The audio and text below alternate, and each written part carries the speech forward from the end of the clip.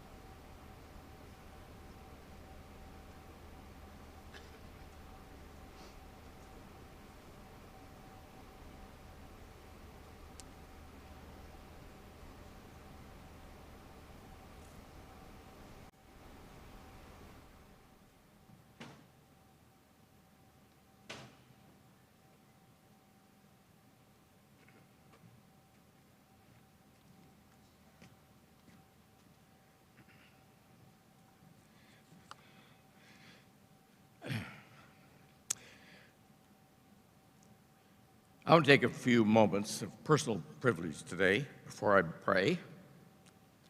A number of years ago, after church one Sunday morning, I was walking out with two little girls and I had their hands. And they were skipping out, Amber and Lita were smiling and having fun. We got to the back of the sanctuary. Amber stopped, turned to me, and said, "Grandpa, you prayed too long." So with that admonition, I want to pray with you today. Let's bow our heads together. We're stunned, we're shocked, and nothing makes sense.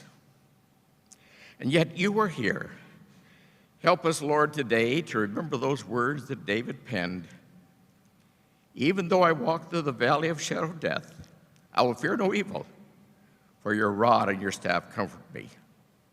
And so I pray today for each one who's here. Thank you for you've come to honor a life well lived. Thank you for the honor guard and those that Joe served with. Thank you for a life well lived. Thank you for a man who lived a short life, but he lived it with strength and with gentleness. Thank you, Lord, that Joe made the decision, he and Amber, to put their family first. And we're all touched by that. Thank you for each one who's come to honor him today. He lived a good life, howbeit it was cut so short. Father, I pray this morning for Ted and Elena, who have a hole in their heart. I pray you will heal them and bless them. Bless the entire Deccio family. We're so proud to have been part of that.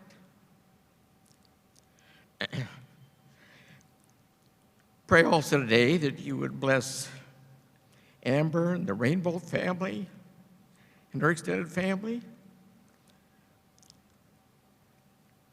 Father, give her strength she didn't know she had. And then I pray for those fine boys that have their dad's blood coursing through their veins. Thank you for gentle and thoughtful.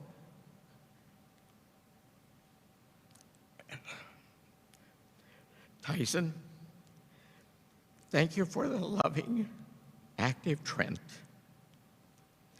And Father, I pray today that all of us will step up and fill a little of the hole that's been left by this good man. Thank you for a life that was lived that made being good look easy. Thank you for his deep sense of loyalty and trust. Personally, Lord, thank you, he was such a good grandson to me. And I pray you bless this family in grief and pain.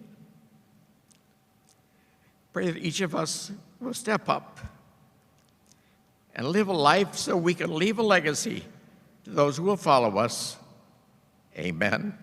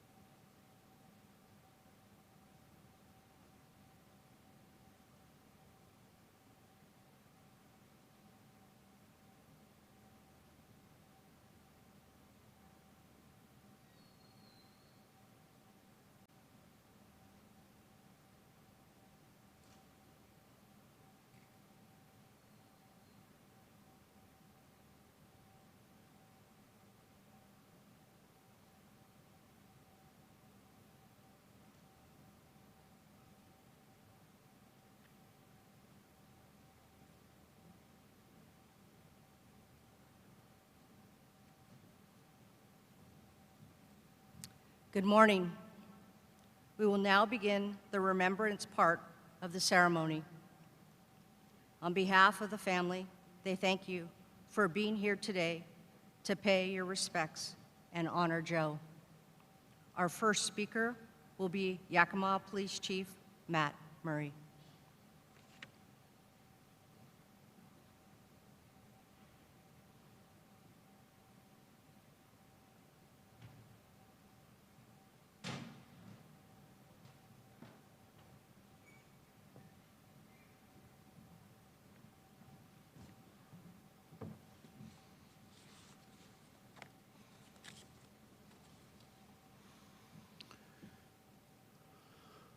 On behalf of the Deccio family and Joe's YPD family, I would like to thank everyone for coming today.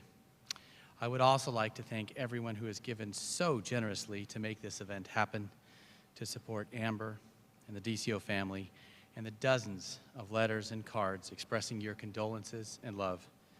Sergeant Joe Deccio had an exceptional resume. His 15-year service for the Yakima Police Department included roles on patrol. He was a field training officer, a SWAT sniper team leader, field training coordinator, school resource officer, sergeant, and most recently, a detective sergeant in the property crimes unit. He was an outstanding police officer and friend. The Yakima Police Department is 135 years old, and tragically, Sergeant Deccio was the first police officer to die while on duty. Needless to say, like Joe's family, we are heartbroken by this loss. Like Joe, I'm an early riser. I go through the Garfield School neighborhood each day before heading to work, but I'm still usually among the first people in the building each day. And almost every day, Joe was the first person I greeted. I could see his reflection in his office as I walked by to my own, and I heard his deep voice saying, "Morning, Chief." It's something I already miss, and I will always miss. Joe loved his team. He watched out for them. He called when they were sick, coached when they struggled. Property crimes is a tough job. The caseload is extreme. But Joe was a leader, and his people loved him right back. Most of you have seen police shows where there's a sergeant at the beginning of the shift holding a clipboard and he talks to the troops. We call that muster. Joe was a hard worker, mostly working on his computer getting cases done, but occasionally I would see him sitting with his team. It was cute. I called it mini muster. It probably wasn't that funny, but everybody has to laugh at the chief's jokes. Speaking of jokes, Joe was a serious guy, but he had a deep sense of humor. One of my favorites was early this spring when many of us were getting our COVID shots, the first ones. There was a lot of talk, some disagreement, and huge bravado. One of the big questions was, are we all going to get sick from this shot? Well, one of our officers, Nate Henyon, was one of Joe's detectives at the time. Now, you got to know Nate, but he loves to share with everybody he can that he is a specimen above mere mortals. And when he does this, he performs this taekwondo move and tells everybody he has tiger blood. It's pretty funny. But in fact, Nate did get sick, and a lot sicker than a tiger. He had to take a day off, and that was too much for Joe. He immediately started ribbing Nate, and I won't mention the kind of blood he pronounced as running through Nate's veins. But he drew this picture. That's what Joe did that. And the best part was he plastered it all around the unit. And this is, and I quote, this is the caption that he wrote. "First we battled COVID, now we're battling the vaccine. Nate is our last hope to defeat it." Joe was a joy to be around. You've heard us all talk about how devoted Joe was to his family, and I can personally tell you he put them first in a very real way. Amber, Tyson, Trent, Ted, Elenia, Mike, and Dana. In the past week, you've heard this over and over, but I want to say publicly that our hearts are broken with and for you. We consider you a part of our family and pray that you never hesitate to reach out when you have a need, no matter how small. To the members of Joe's YPD family, it's okay to be sad, deeply sad. We all are. It's been an extremely rough year for all of us, but especially for law enforcement in particular. Look around you, though. You are loved and supported in this community. Keep working hard. Dedicate yourselves to Joe, his family, and the Yakima community. And to everyone here or watching this celebration of life, Joe was yours. He was of and from this valley. The best thing we can do is to love and support Joe's family and never, ever forget Yakima Police Sergeant Joe Deccio. Thank you.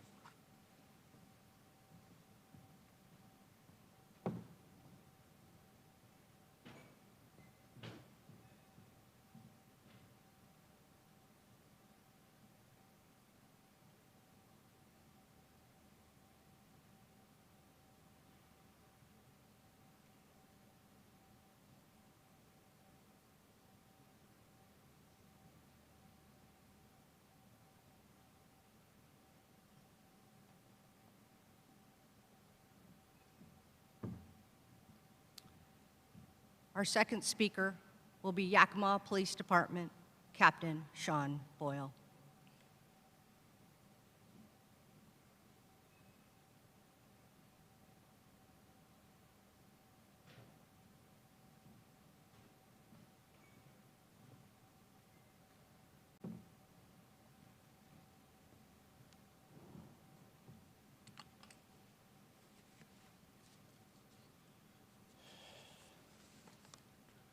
I'd like to start out by just letting everybody know that's live streaming, that the camera does add 10 pounds.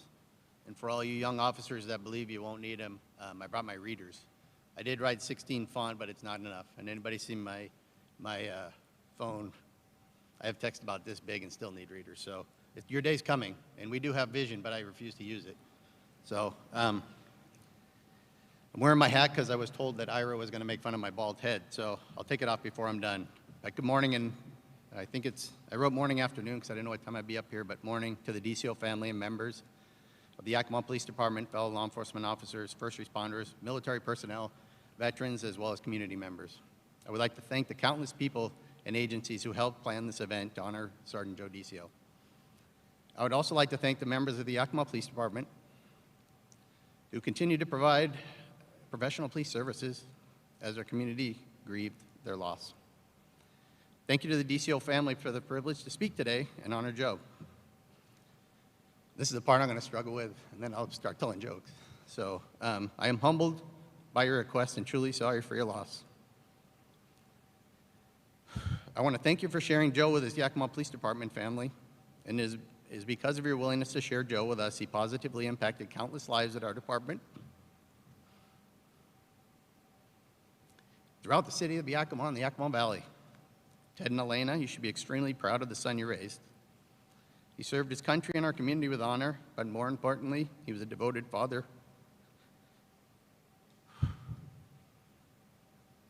And husband. He was truly an amazing person first and dedicated law enforcement officer second. Amber, Tyson, and Trent, thank you for supporting Joe as he performed his duties with our department. Now to the lighter part. So, I have had the opportunity to meet Joe and his family, Joe's family several times over the last week as we planned the celebration for Joe's life. One of the conversations revolved around why Amber was hesitant to look at some of the photos I've sent Joe over the years. And anybody that's on a personal phone with me, they'll understand why. Apparently, it is rare for someone, well, probably close to, well, almost 50, send a picture of a friend posing themselves near a slightly overweight 50-year-old man wearing a Speedo, improvised rooster outfit while playing guitar on Fremont Street. I'm sure it didn't make today's slideshow. I met Joe shortly after he started at the police department, and I was one of his first patrol sergeants. He was a brand new officer, and let's just say our team had a lot of fun together. I'm not sure I supervised anybody for a couple of years, but we had fun. I'm glad when Joe promoted he did not follow my lead in holding briefings and act like a boss. For all you those who made my muster, you'll understand that.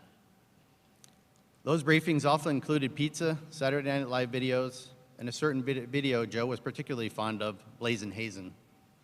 I would like to encourage all of you to look it up if you're not familiar with Mr. Hazen. Joe became on our SWAT team, and I had the opportunity to supervise him there also. He was extremely competent as an entry officer, as well as a sniper, and he excelled in firearms and physical fitness. He held the record for the fastest time in our physical fitness obstacle course for several years. He regularly qualified in his firearms at the highest standards, and all of the members of the team relied on Joe's knowledge and experience. Younger teams looked up to him for leadership. In 2014, members of our SWAT team were involved in a critical incident. We had to go see a psychologist to come back to work. This resulted in a number of us going to Bellevue the night before. Let's just say a group of SWAT officers from Eastern Washington in Bellevue did not fit in. Joe was particularly intrigued of the use of a scarf as an accessory, even when the weather wasn't super cold. The rest of the people can understand that, I'm sure. We spent the night at the town, and as we walked back home, I was hungry, and as you see the body that I've become, I like junk food. Joe assured me that we had food when we got back to the room. So he sits down and he breaks out a bag of protein bars.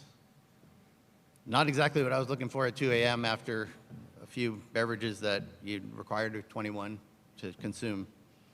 Needless to say, Joe got his protein fix, but I went to bed hungry because I could mouth about one bite of that. So Joe and I had the opportunity to visit the Los Angeles Police Department and spend a week with their SWAT team in 2015. It was a lot of fun, a lot of work, and a great experience. Cannot count the number of times Joe said, "I don't think this is a good idea," as we followed LAPD officers slightly to moderately over the speed limit. I reminded him we don't have a license plate on our car, a rental car, and I was a person who did not have the best driving record at the department. We had a lot of time to talk about our families, police work, his pending promotion to sergeant, and how well and professional the Los Angeles Police Department had been welcoming us. We hope that if we extended ourselves to other agencies, we could be as cordial and welcoming. Those conversations made me admire Joe's dedication to his family and career, and mostly to his family. The trip culminated in spending a day at Hermosa Beach, and I think he's traveled back there with his family. A Los Angeles baseball game, and a spilled beer. That's about all I'll go with there. You'll have to ask other people for the rest of that story. Joe's promotion. In late 2014, or summer of 2014, myself, Lieutenant Cavin, and Joe studied for the upcoming promotional test. A lot of the material was the same, so we studied together. Joe and I were competing for the same vacant sergeant position. A command staff member of our organization, asked Ira and Joe, why would they help each other? They're competing for the same spot. The answer to this question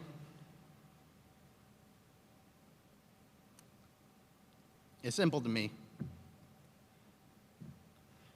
They cared about each other.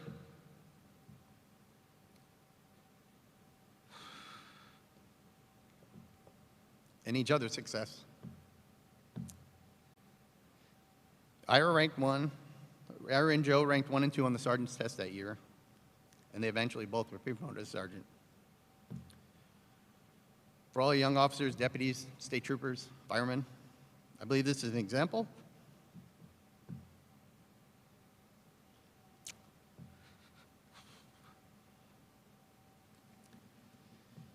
of true friendship, character, and leadership.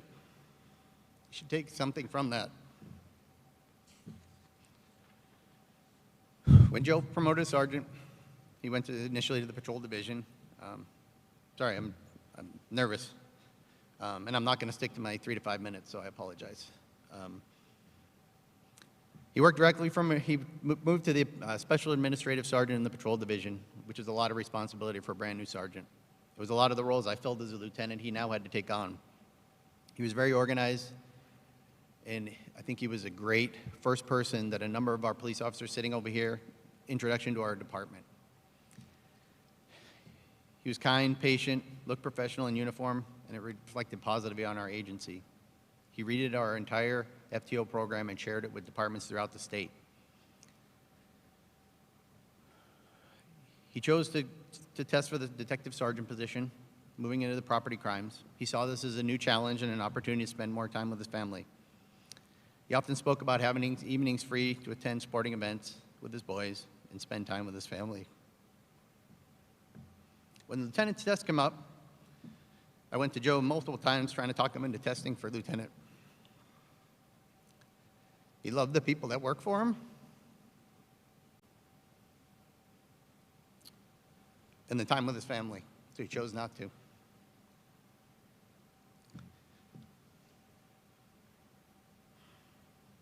I speak of how well Joe and I got along, but we had our differences, both personally and professionally. They revolved around police vehicles and fashion. As some people know, I grew up on the East Coast, and I'm a big fan of the Massachusetts State Police cars and their color scheme. I posted it around our office, and Joe thought they were probably the ugliest police cars he's ever seen. I promised him if I ever made chief, we were going to those. So if you guys don't know what it looks like, you might want to look it up. So when Chief Murray leaves, you may get new cars if I get that opportunity. He went as far as to have a pole in our office. We shared an office together with a large fridge that was often full of food, mostly Joe's. I think I was the only one that voted that we should switch to those, so I think Joe was right in that aspect. As far as fashion, he and I spent most of our careers in uniform. I spent all but a month and a half. I have a lot of new clothes that sit in my closet because I needed to spend a lot of money for that. Joe's the same way. I'm not sure what he wore off duty, but he came in with a lot of what I called skinny dress pants. And people call bowling shoes that matched. His response was twofold.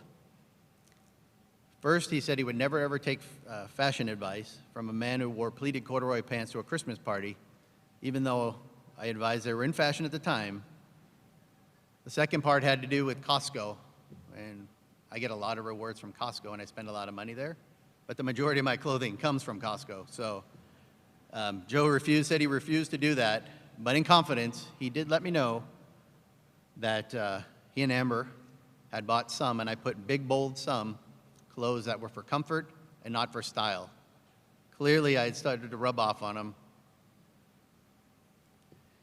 We also had some most recent training regarding sexual harassment. Unaware to me, I probably should pay attention to those harassment classes because the chief gives me demerits regularly. But apparently, making comments, repeated comments about somebody's clothing is now defined as sexual harassment.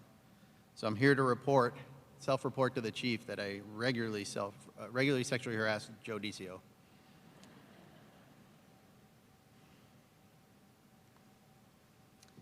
I'm going to end this with talking about a trip that we took to Vancouver several years ago.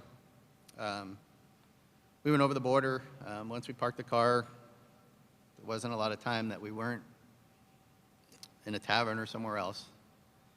But Joe made it a point to let us know that not a lot of people worked out, or appeared not a lot of people went to the gym in Canada. One afternoon, we're sitting around and we're all looking at what's going on, and something catches Joe's eye, and he looks over, and being single, young cops, everybody looks quick, and what is it? It's a fairly fit dude wearing a sweatsuit, head to toe black sweatsuit, and he's like, now there's a guy that works out. And wasn't what all the rest of us thought we were going to see. But Joe, where does that guy walk but into GNC? So Joe, we talked about that for a time to come and made fun of Joe checking out the guy in the jumpsuit. So later that night, we ended up going to a club and met with a number of people. There's some other parts of that story I won't talk about, but if you were on that trip, I'm not sure the statute of limitations have run out. One man was dressed really nice and clearly had some sort of importance because he was followed by people in clothes, very nice clothes. We struck up a conversation with him. He's probably in his 60s. I'm hoping we're not on a segment of On American of A&E where he was interacting with Yakima police officers. Joe asked him what he did for a living after he asked us, and he responded, "I get stuff done." Replace stuff with a four-letter word that begins with S. We didn't ask any more. I don't know that we wanted to know. But he followed up with pointing to Joe and another fireman who was with us that was also very physically fit. It never hurts to have a couple of big guys on your side.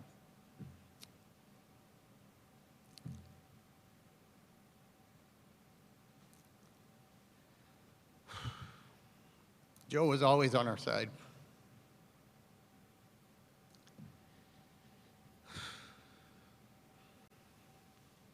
And although he'll no longer be physically by our side, I know he'll always be there in spirit. To Amber, Tyson, Trent, the remaining of the Deccio family, and all of us that had the privilege.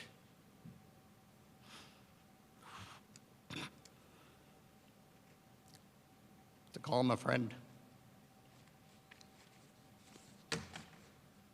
Thank you.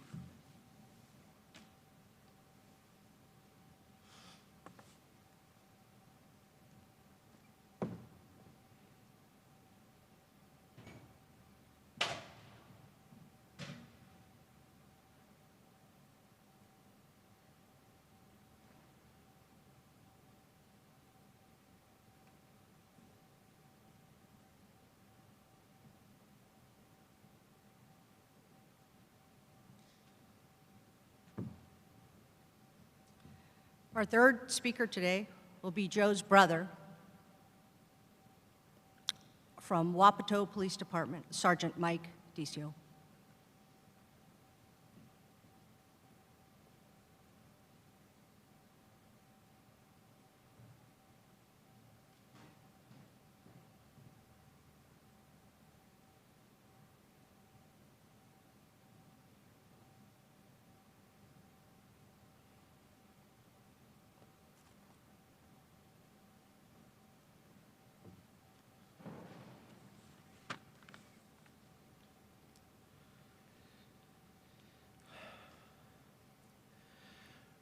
Good morning.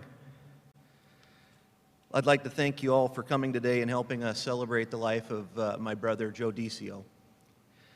I'd like to take a moment to thank the police officers, the firefighters, the ambulance crew, and the ER staff that came to Joe's aid that day. You gave Joe every chance, and my family couldn't ask more of you that day. Anybody who knew my brother knows he doesn't like this stuff. But I think that he would have enjoyed reminiscing about good times. Joe had a really big personality from a very early age. He used to run around the house with a cape and a sword, pretending to be He-Man. And he never missed an opportunity to help my mom scold Dana and I when we were in trouble. I remember so many times Mom was getting after us. "You hear me?" And there was this cute little guy standing right next to her with his hands on his hips. "Yeah, you heard me?" Keep in mind, this is the same daredevil that decided to ride his big wheel down the steps at our old house and managed to give himself a concussion. But if you knew Joe, you knew that's how he was. He always gave everything that he did his all. One of my favorite memories of Joe, and I'll apologize in advance, Joe was in kindergarten or the first grade, and he had an assignment in class that he was supposed to draw pictures of things that started with the letter T. Joe drew a picture of a man with smoke rings coming away from his backside, and that word was T-O-O-T, toot.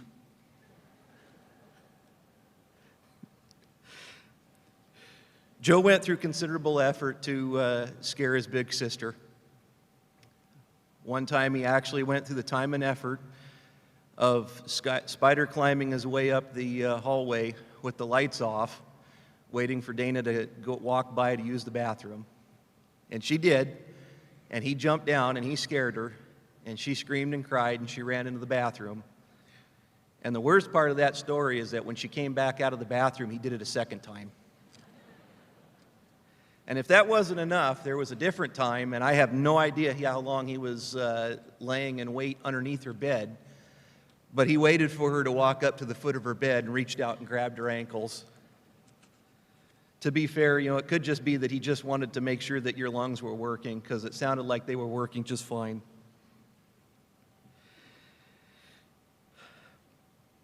Joe and I used to love wrestling when we were kids. And for you guys who worked with him later on, believe it or not, there was a time when Joe was actually little. And I had to be careful not to hurt him. And one day we thought it would be a good idea to have a pillow fight in the living room. And I thought I had him. It was a glorious swing. And I missed him, and I managed to hit my mom's prized ceramic Christmas caroler figurines. And we quickly started working like a team to fix that. And we probably spent the next hour and a half, I don't know where everybody was that day, carefully and very meticulously gluing those back together. And we thought we got away with it. We put them back, you couldn't tell, but we didn't think out the plan good enough, because neither one of us volunteered to put them away at the end of the Christmas season. And we got busted. If we'd have thought that through and we put those away and took them out at the beginning and end of the year, we probably could have gotten away with that for years. I'll never forget Joe walking back to the house dripping wet, telling Dad that he was on the three-wheeler and hit a rock and crashed into the ditch. And Dad found the three-wheeler upside down in the ditch. I don't know if anybody really ever called him out and told him, look, we know you were trying to jump that ditch and weren't able to do it.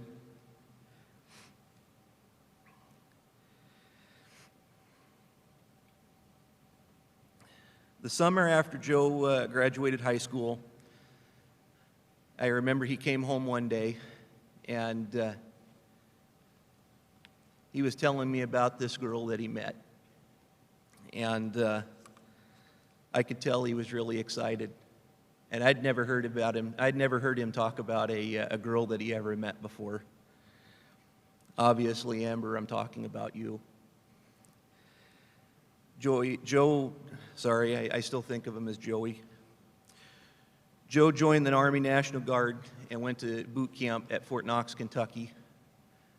My mom and dad and one of our uncles went to see him when he graduated basic training and had his family weekend before he went into AIT.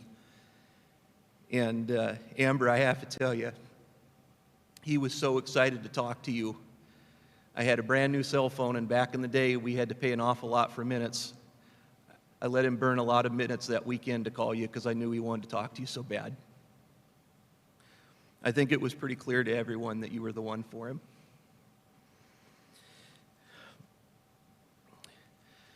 Joe's family was so important to him. It was really a pleasure for me getting to see Joe mature and turn into become a husband and a father. Tyson and Trent, I can tell you that every time your dad and I talked, he talked about you guys constantly. He loved you guys so much. He was proud of you. And I know that he is going to be proud of the men that you both become. Before I conclude, I'd like to leave everyone here with this thought. I believe that in life, I believe that we die two deaths. The first is when we take our final breath. The second is the last time that people either speak or think about us. I just ask that you keep Joe in your hearts and you continue to think and talk about him. For those of you who worked with him, I've heard so many stories about what a good leader he was and what a good officer he was. Remember those things. Take them with you and emulate them. As long as he stays in our heart, he's not gone.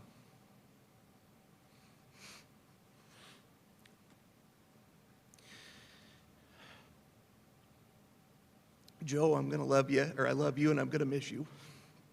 Thank you.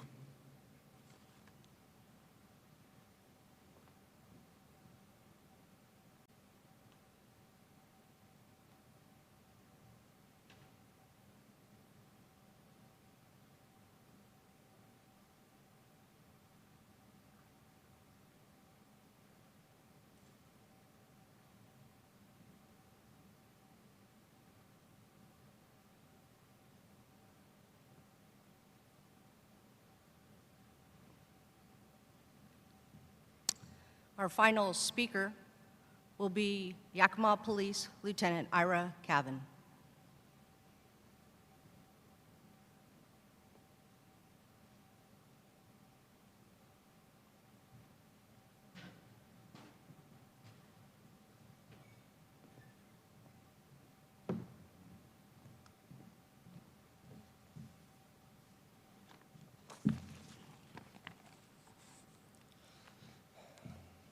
Thank you. Chief, I want to forewarn you. I've given Scott Grant full permission that if I start to break down up here, he has my permission to run up on stage and tase me to bring me back to reality. So don't be surprised if he springs and seizes the opportunity. I would like to start off by thanking Joe's family for asking me to share about my friend and our brother, Joe Deccio. I first met Joe right after I returned from the academy. He had just been hired, and I recognized him as that guy from the Drink One for G.I. Joe posters and shirts I had seen around the department several years prior. After he finished the academy and FTO, Joe landed on the same squad as me on graveyard shift. We were two of the newest guys on a mixed crew of vets and rookies. We worked for a slightly balding, fully ADHD, and gluten-intolerant sergeant named Sean Boyle. Joe and I clicked quickly. We were assigned neighboring beats, and it worked great. I would process any DUI driver Joe stopped in exchange for him taking any paper call I had. It seemed like a sucker's deal to me, but I wasn't complaining about it. We spent the next several years bidding shifts together, and I quickly learned that Joe was always reliable in many ways, and one in particular. Like clockwork, at midnight 29, I would receive an MDT message from him, Memorial, ? You see, Memorial Hospital Cafe opened at midnight 30, and this meant Joe was hungry, and it was time to visit the cafeteria chef Mary for one of her signature 13-egg omelets. I would always laugh as Mary would list off the available ingredients from the omelet bar as if there was any question what Joe wanted. And at the end of it, Joe would reply something to the effect of, "All of that sounds good." Those times were usually filled with stories, but one story sticks out in particular, and I didn't write it in my speech because I wasn't sure I was going to tell it, but I'm going to do it now. So, Joe told me a story about he and Amber in the early days, and while he was off with the military, Amber and Alita had a little piggyback riding incident. And the result of the incident was that Amber had lost her 2 front teeth. So on a phone call home, Joe is talking to Amber, and he learns of these newly missing front teeth. And like any supportive person would say, his first question was, "Are you gonna look the same?" I just remember shaking my head at Joe and being like, "Oh," and he's like, "What? It's important." Back to the things he was good for. At 06:30 every morning, Joe was reliable for another message, coffee. Our shift ended at 7, and this meant it was almost quitting time, and Joe needed his morning coffee and Starbucks snack to end the day. Coffee time was another entertaining time. Usually it started off with swapping stories from the shift about Joe chasing some naked guy around North First Street.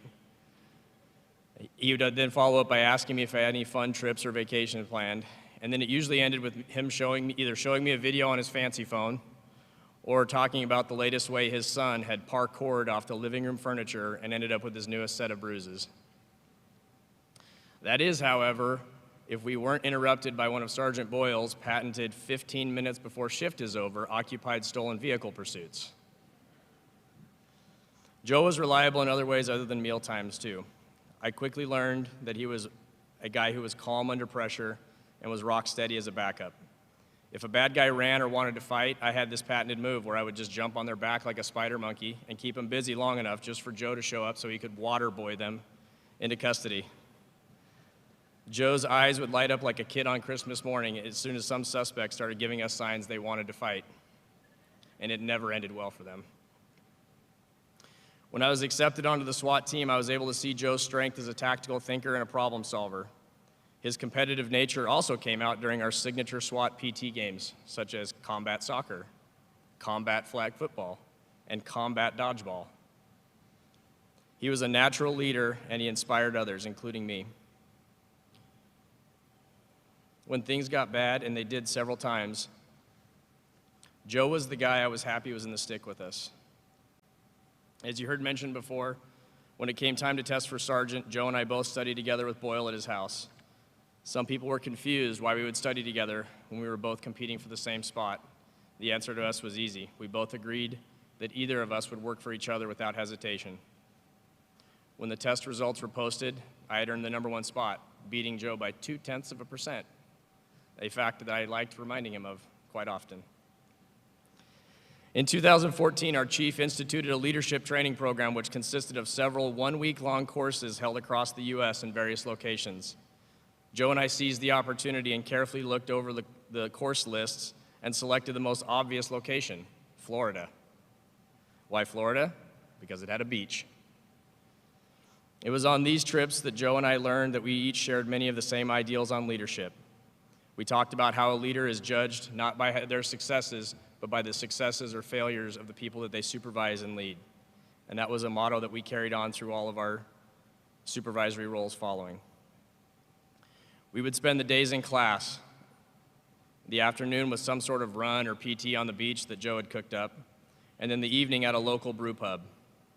Joe always ended each night with a call back to check on Amber and the boys and see how they were doing. We always came back with great memories and always motivated with new ideas on bettering the department. Another quick story. One night when we were out in Florida, there were several of us that were on this particular trip.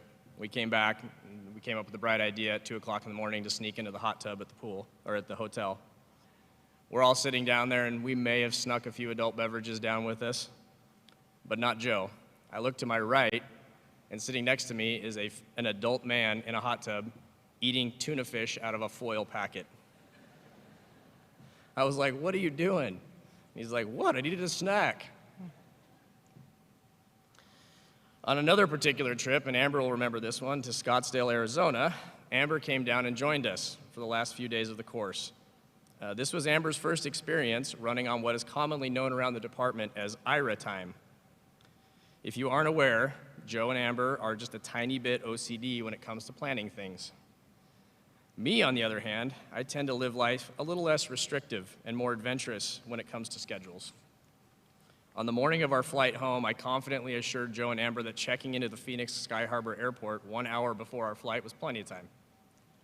Shortly after we checked our bags and headed for security, Amber commented that we only had 45 minutes until our flight. With all the confidence of a high school senior on prom night, I assured her, "Don't worry, we got this." We rounded the corner to security, and what greeted us was, I'm fairly certain, half the population of Phoenix waiting to get screened through 2 open checkpoints. The story ends with Joe running at a full sprint through the air terminal, shoes unlaced, belt dangling behind him, and our names being announced loudly over the airport PA. We did make the flight, but I'm fairly certain I still have scars on the back of my head from the laser beams Amber was staring at me the entire way home. I have so many stories of trips I could tell you, trips with Joe that I could tell you, from Boyle's bachelor party in Canada to Mariners games with the squad. Most of these are more appropriately shared over beers at Bellbreaker. No matter what, there was always guaranteed to be some sort of buffoonery that happened. When the lieutenant's test was posted, I had a long conversation about both of us testing. Ultimately, I decided to test, and Joe decided to wait. I assumed it was just because he couldn't stand coming in second to me again. But in fact, we all knew it was because Joe knew the timing wasn't right on the family side. I always admired Joe and admired him then for being able to do what so many in our job fail to do. He prioritized his family above his career.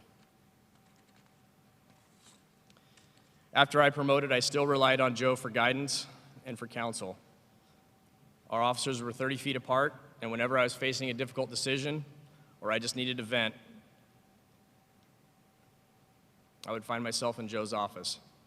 I always trusted his opinion, and I was glad when I could return the favor to him. Amber, Tyson, and Trent, I know right now there is a huge hole in your heart, but for just a moment, I want you to feel all the love in this room. From family, friends, coworkers, and total strangers, it's all directed at you.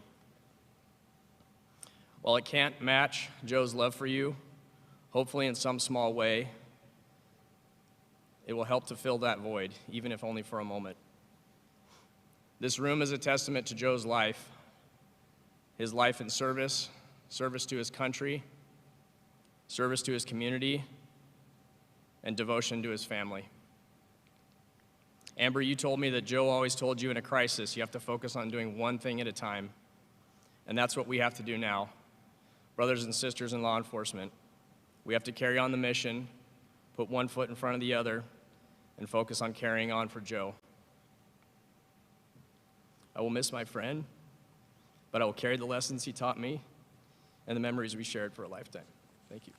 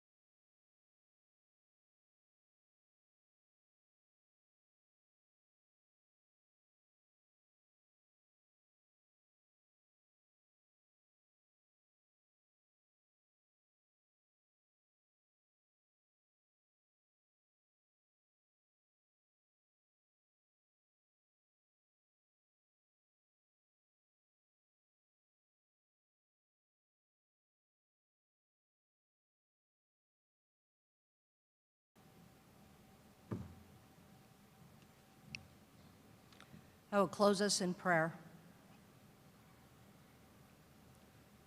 Holy Father in heaven, we acknowledge you as our God. Almighty Son, our hope is in you. We thank you for Joe's life, and we are grateful to have known and loved him. We ask for your wraparound love and peace to envelop Joe's family, colleagues, and friends. We set our heart in you as we walk through the coming days, weeks, and years. May your Holy Spirit rest in us, and with immense tenderness, comfort us during this great time of loss. We trust in the one who is faithful and true. Amen.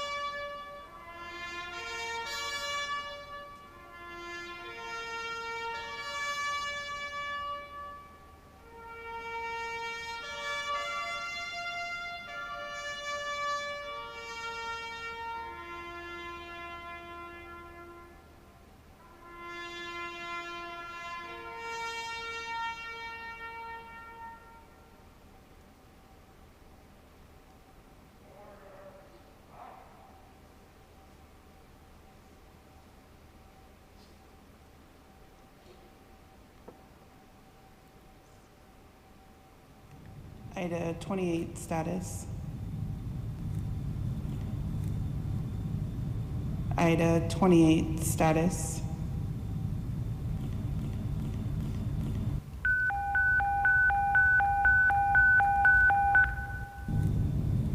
Ida 28, Sergeant Joseph Deccio, badge number 6817, is placed out of service on August 3rd, 2021. Sergeant Deccio has honorably served his country, the Yakima Police Department, and the Yakima community for over 15 years. Sergeant Deccio, may you rest in peace, knowing your family will always be looked after by your fellow brothers and sisters in law enforcement. You will be greatly missed, and your memory will be honored with pride. KJS 956, clear.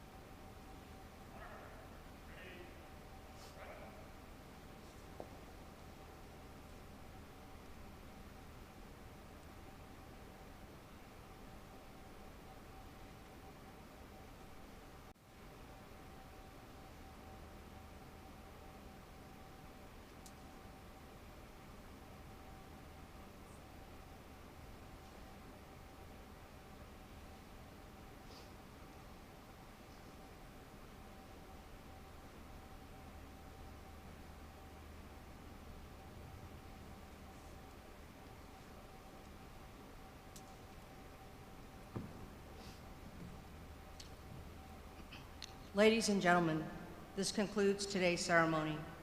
We ask for your patience and request that you remain in the conference center at this time, while formal honors with the immediate family will continue outside our view.